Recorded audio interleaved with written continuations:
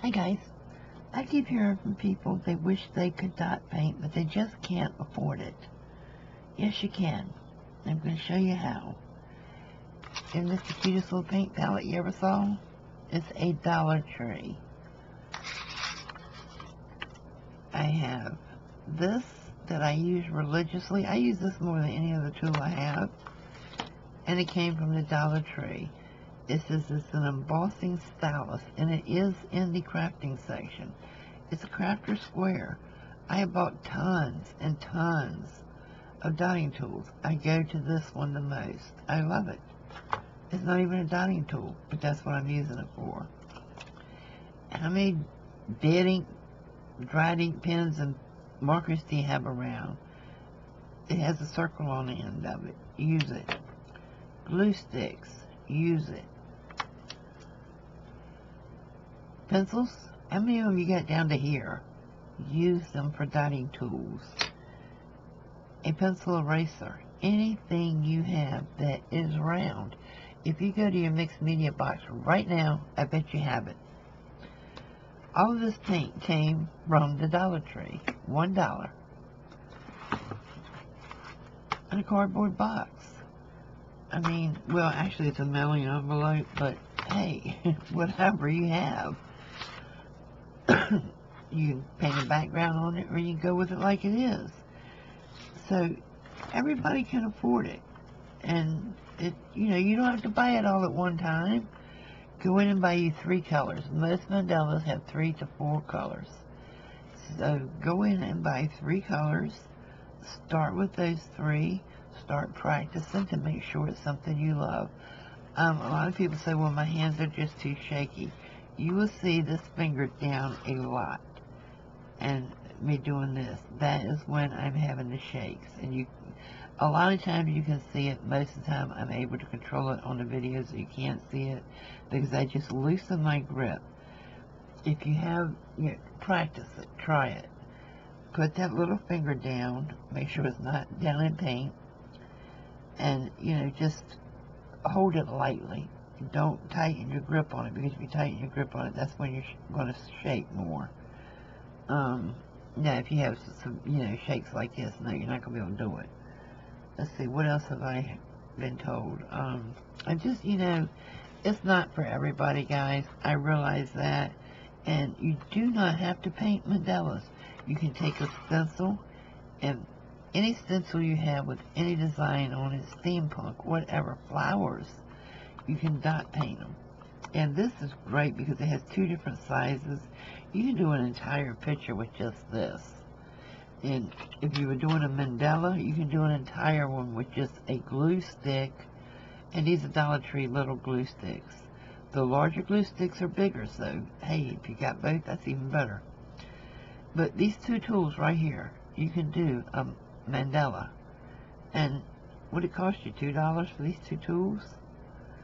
So, yeah, you can afford anything. It doesn't have to be on canvas. You can take cardboard, you can take a cereal box, you can take anything you have, paint the background, let it dry. If it buckles on you when it's drying, set it flat and put a heavy book on each end, and it will straighten back out. Make sure it's dry first. Excuse me, otherwise you're going to paint all of your book. But anyway, yeah, give it a try, guys. And like I said, you don't have to do mandalas. I've heard, oh, mandalas are witchcraft. Okay, yeah, whatever. But you don't have to do what everybody else is doing. Do your own thing. But it is a great pain management. It is great for taking your mind off of absolutely everything else in the world that's going on around you, because it does require concentration. It does require focus. So here's just a few tips on how you can get started. And once you get better at it, if you want to stick with it, put it on your wish list, put it on your Santa Claus list, put it on your birthday list. Hey, I would like to have these tools. I have recently seen dotting tools and all kinds of dotting stuff on Wish. Never thought I'd see it there, but it's there. And, you know, it's not very expensive, so give it a try. If you want to actually truly learn dot paint, you have to start somewhere. So if you have any paints around, try it. You know, these are little man's paints, so he doesn't mind if I use them. I don't guess. He won't know if y'all don't tell him. But yeah, just, you know, give it a try. That's all I can tell you is, you know, and look, here's the end of an ink pen. How many dried up ink pens do you have in your house? I bet if you look in your drawer right now and test them, there's 10 or more in there that won't write anymore. Check the ends of them. Compare them to something else you have there. If they're the same size, see, this pen is a little larger than this pencil. So, yeah, this would be good. I could use this. Stick them all in a big Ziploc bag together and start building your dotting tools. And then, you know, use what paints you have. Use what boards you have. You can do this on paper. You guys have seen me on paper. If you don't have any of these, don't worry about it. Lay out a piece of aluminum foil, another piece of paper, another piece of cardboard. Just put a little bit of paint, because it only takes a tiny bit of paint to do any dot paint. So, give it a try, and I hope you like it. If you do like it, and you do use homemade items to do your dot painting, if you're not a member of my Facebook group, you can join and post your pictures in there.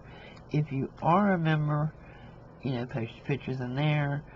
Or you can just post your pictures on your home page and tag me in them, because I really truly want to see if you're going to do it and if you're enjoying it. So this helped me get through my skin cancer surgery more than anything else, because the pain was something I couldn't stand. It was unbearable because I'm allergic to pain medications. And focusing and concentrating on this, I didn't think about the pain. So, you know, if you suffer with fibromyalgia or any types of pains that just become unbearable, try it. And like I said, you don't have to do fancy mandalas. Draw you a flower, just a simple little flower, and then dot the outlines of it. Start right here. See, this will be great with the glue stick for your center. Perfect size. And then just dot around the outside. Or if you wanted to, you could actually just keep on making different circles of flowers all inside each other and dot each one a different color. Just give it a try, guys. That's all I can say. So, I hope this helped with those of you who were asking me for ideas of things they could use for dotting tools and how they could do this, because they couldn't afford to get involved in it. And you know, if you got any cornstarch and food color, you got paint. So what can I tell you? Just give it a try. You don't have quality of paint you could sell the piece, but you have quality of paint that you can work with and practice with. Okay, I'll see you later. Bye-bye.